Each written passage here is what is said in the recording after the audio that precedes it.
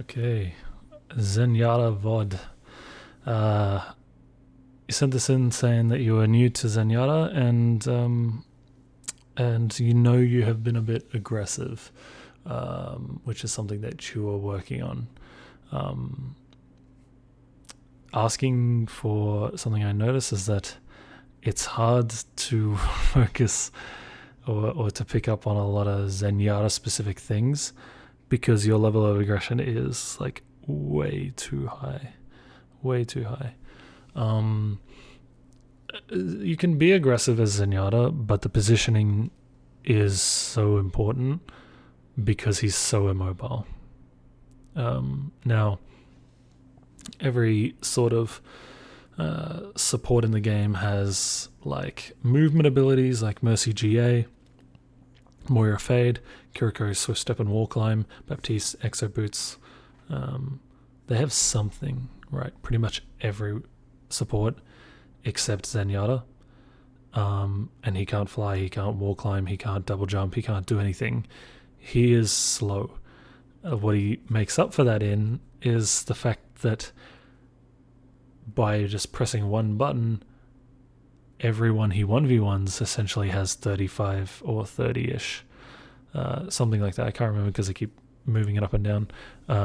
But around 30% less HP, effectively.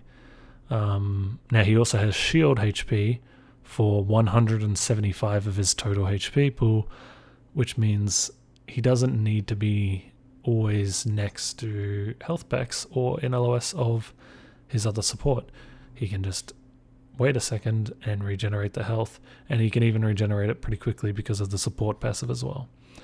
So because of that, he needs to be positioned really well, and to play Zen, you need to understand the tempo and the stages of team fights, because it is incredibly important not to unnecessarily extend into bad positions, but you also can't position so safely that you can't aggress when the time is right to do so, because otherwise you just won't get enough value as Zen. And not to mention the Discord range nerfs that they put in mean that you can't play a Narnia and still get value from that ability. Now, the solution is more playtime when it's cut and dry. I will give you some examples. I've got some timestamps of some bad moments, and we'll go through alternatives. Among some other things, there was some ultimate usage that needs a bit of tweaking / just need to understand what warrants Transcendence, I guess, because there's very little times in low elo / ranked in general where you're going to use it aggressively. It's pretty much solely in ranked and low elo used as a counter ultimate to other specific ultimates. But because you're new to the hero, to explain a little bit of macro fundamentals, we'll just look at these two team compositions on Circuit Royale. Obviously, team compositions prone to change, but it's still a good exercise in terms of expanding your knowledge on the game and your understanding of the hero to think about these things. Now, differences between your guys' two comps. Identical DPS is interesting. Their DPS are going to have slightly better time at occupying angles because one of them is going to have a mercy pocket. We can match that where we see fit. So, okay, I'll restart that sentence, sorry. We can influence this in the same way by, say the two soldiers meet each other. Their soldier's going to have a mercy pocket. Ours, we're going to give a harmony orb. Won't be the damage, but when we can also discord him. And that's our way of being a mercy pocket for our soldier. / Cass, if the Cass is 1v1, or if they want DPS 1v1 each other, right? We don't do a lot of healing, so Lifeweaver's going to do what he does best, which is a lot of healing on the tank. And Kiriko is going to do the same thing for their Zarya. Now, here's the difference. Discord, great at assisting your teammates in 1v1s. Discord Orb. If it's not being used on that, and there's no threats to you, so there's no Traces, Genjis, maybe the Soldier's a threat to you, we'll find out, but there's no direct dive threats to you that you need to be shooting and discording and pressuring out yourself, then the discord should be going onto this Zarya. Why? Because we have a larger amount of healing output. They don't have these big flank DPS. So unless our DPS are taking a duel, their DPS aren't going to find a lot of... we're not going to find a lot of value from discording their DPS.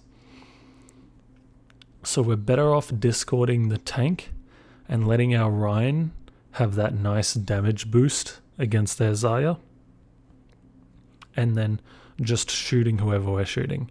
Now, if someone comes to threaten us, we discord them, we take it off the tank, and we either kill them or force them out, and then the discord goes back onto the tank. If we were playing dive, if we had a monkey instead of a Reinhardt, then sure, discording their supports is a great idea, because there is follow-up available from our team to go do that. Same thing if you had a Pharah or an Echo or Genji like dive DPS. Absolutely great idea. If there's a Sombra and she's calling out her hack targets, sure, discord them. In this case, we don't have any of that. They don't have any of that. So we're not in immediate danger. So we can just be throwing a Discord Orb on that. But we're not going to throw a Harmony Orb on the tank because it finds more value. It's not a huge amount of burst healing. So it needs to be proactive, not reactive. So it needs to be sitting on our DPS to give them a little bit of a buffer and so they can go take aggressive angles. That's the macro. Just a little bit of understanding of the hero. Now, on point A, great spot to set up initially. Somewhere like here, but be careful. Circuit Royale, very popular to be a sniper map. Very long sightlines, not necessarily like big sightlines or like open areas, but very long, narrow sightlines. And not crazy high grounds. Like, these are powerful high grounds, powerful positions, but they're not actually that like high up. They're not huge. It's not high like Dorado. It's not super high ground dominated. So it's not a very common dive map either. That's why it's very pokey, very snipery. So positioning like here, great, but be careful if they have a Widow, maybe position back here. Otherwise you can drop and you can play around here. Now, the big thing being, when we're doing this, we're always playing around cover. Zenyatta, if he is not stuck behind cover and releasing a volley, he is just holding primary fire. It does more DPS. But if he has to be really selective about his cover usage, then he's jiggle peeking, he's looking as it's charging, he hides again, and then he fires to release it and hides. And that's how you play. And you should always be positioning around cover, because you'll see as this VOD goes on, you're just sort of out in the open. And if I trace it with my pen, I'm going to end up with a very messy sort of diagram.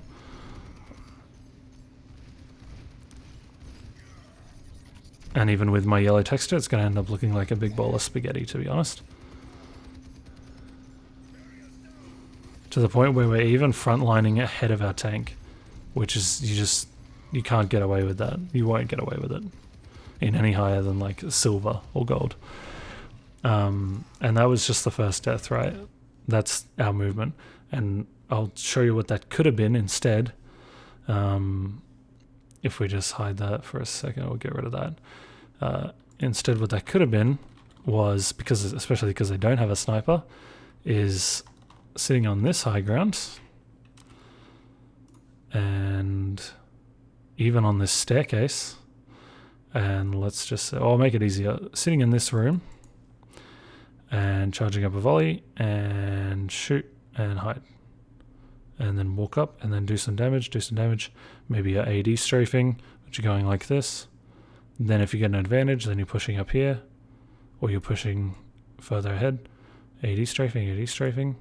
But this is a lot cleaner of a screen right now, right, than this sort of business that was going on before. And that's pretty much what a lot of this VOD was. And why I say I struggle to focus on anything else is it's hard to focus on, like, are you discording the Xayah? A lot of the time you're discording whatever you were shooting at, which is fine. Obviously that gets high discord uptime. But if we're talking about Zen-specific things and learning the hero to another level, what we talked about before, discording the tank unless you're discording someone who's pressuring you or there's a DPS matchup going on. It's hard to see that stuff when you're not even, you're positioned so far up, you can't even see your teammates, you're not aware if they're taking a 1v1, you're not necessarily, like, you're in a position for anyone to be a dive threat or a threat to you in general. So it's like, who do you discord? So it's hard to comment on anything like that, but we'll keep going. Where are my timestamps gone? Another one at 2 minutes. So that's pretty soon actually, so we'll just roll with this.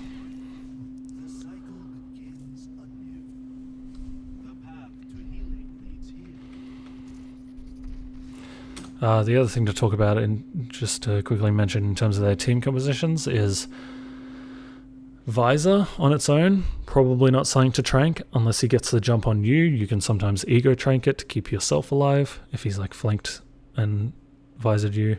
Because he has a damage boost, maybe it's necessary, but it shouldn't really be necessary. You can probably counter that easier with a tree. What would be worth a trank would be the Visor plus a Kiriko ult, Kitsune Visor, because that's a very popular combination and very powerful. As well as Grav. Sorry, Grav is the bigger one because it does more healing per second than the tree does, which you need when there is a massive amount of focus damage on one point, being the Grav. High Noon is not going to stop it. It'll save you, but it won't save anyone else. And Valk, you don't need to match Valk with Trank. But yeah, that's ultimate usage. You're never going to really use it to play aggressively. If it really feels, if you know they don't have any ults, like they've just used all their ults, like you missed your opportunity and now you just have it, then look for the time in a team fight where it seems like if you don't ult, you will lose it. Where like ulting might enable your Rhine to just go to town, go swinging. Maybe you need to build Shatter, right? That can be a win condition. But again, that's a little high elevated thinking, slash understanding the hero, understanding momentum in team fights. So for now, just think about the direct counters, the big one being Grav, because in this code I don't think we tranked a Grav. I didn't watch the overtime because it's mostly the same stuff, but from the ults that I saw, 4 or 5 of them, none of them were counted to Grav, so that's something to definitely think about. And apologies if I am rushing it a little bit, but it's past midnight, and because I am worried that the patch, I thought the patch was on Friday, but I think it's tomorrow. It's a bit hard to tell with Australian time zone and dates. It's never your job to touch cart. That's a support rule in general. Sometimes you can get away with that with like Lucio Brig. But it is never your job as Zen. What we can do instead is just keep sitting up here and spamming this. If we want to play more aggressive, we drop down to here and we hug this wall to make anyone who wants to shoot us have to play into here or push past cart. And we keep discording. We keep discord on the tank and we shoot other people or we shoot her, right? And the point being, and you might have to keep reapplying it every time she bubbles, but the point being is it's going to force her bubble more, and it's going to force more healing onto her. It might force the Mercy to heal her, and then she's not damage boosting the DPS, and then your DPS have an easier time, right? There's a lot of flow-on effects. But yeah, positioning here, if you didn't want to play so close, then positioning on this wall and spamming here, and playing more of your secondary charge volley shots rather than your left clicks, just because it is quite a distance. The rule of thumb is that if you can see someone, you should be primary, like left clicking or primary firing. The other slightly more niche things to take into account is primary fire is better at breaking shields, but if it's also really long distances, then a volley shot is better because you can just randomly hit all of them on someone's head and kill them. So yeah. The next timestamp I had was 5 minutes in, and this is for ult usage, so we'll have a look at this. I must have missed it, must have been a bit earlier. Oh, 1%, okay. What do we use this for?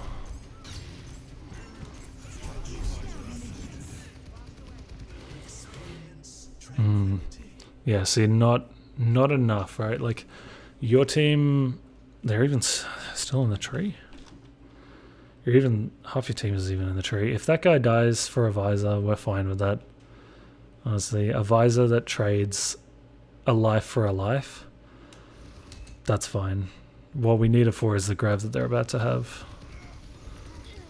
Especially because we just used tree. They're not going to use grab this fight, they're going to save it. Yeah. And you're going to lose the next fight because of it, because you don't have anything to deal with it. I'm assuming. Unless she whiffs it and doesn't catch anyone. It's going to catch everyone. And again, we're sort of positioned in main out in the open, where we should be up here or up here using this wall to jiggle peek around, slash this one to jiggle peek around. Anywhere but main, really. And if we are in main, we should be like all the way back on the staircase relative to our team. We should never be grouped up with our team. Unless they had a lot of dive threats, in which case you need to be near your team for support. But ignoring that fact, you should not be that far up. You stalled this out for a while. My next time stamp is 11:20.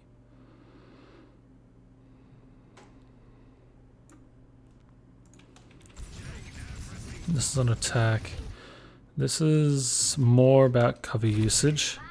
Again, just sort of out in the open and spamming, and it's fine. Like, obviously you can't like jiggle peek corners while spamming because your rate of fire is so quick, but you can at least be positioned like, even if you were here, because this is, the angle is like here, right? So what am I saying? So like right now you have this angle. Being back here, you have almost the same angle, it's just not this bit. But instead you're much more able to swing around to this wall and cut this LOS quickly, rather than getting from here to here. You're already here, and you're just sacrificing that little angle there. But that's about elongating angles. It's a bit more technical. For now, just be sitting on these walls. Like, if you want to sit out, then you sit out here. This is still a very noticeable improvement if you were sitting here. Slash, just look for places that have cover, you know? Like, you can be sitting here, you have this same angle, and then they start to play aggressively. You're able to kite really easily. Same with here. Yeah, it's more pressed up, but you've also got like natural cover here, natural cover here, natural cover here, and you've got rotation options every which way. So just be mindful of your positioning when you're going out. And there it is. That gap that I drew before, the difference between the two X's, you got killed in that gap. And that's how important it is to just be positioned next to cover when you're taking random amounts of spam. As well as when you are pushed up this aggressively, and it's fine that you are because someone else is just pushing cart and you guys are playing aggro. you're bound to take spam damage meant for someone else. But if you can just hide and cover for a bit when you get low, your shields will regenerate in a second, you'll be good to go again. And we need to be alive right now and doing things, because we'll probably lose this team fight because we're not there with Discord / Trans. Yeah, there you go. We didn't have Trans to counter their barrage, which would be worth it. Just for a heads up in terms of worthy ultimates. Riptire's not, because unless it's really important that you stay alive, it doesn't save other people, it only saves yourself. 12:30, that's almost here, so we'll just continue.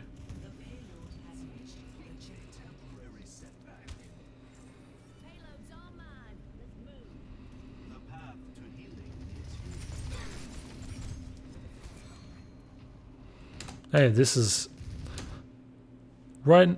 Just I'll slow that down.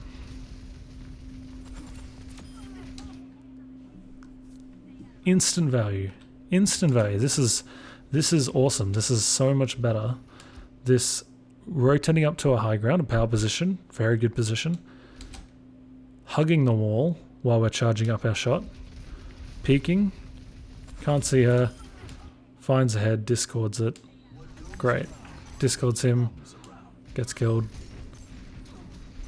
You've got great vision of your team. You're able to harmony orb your tank.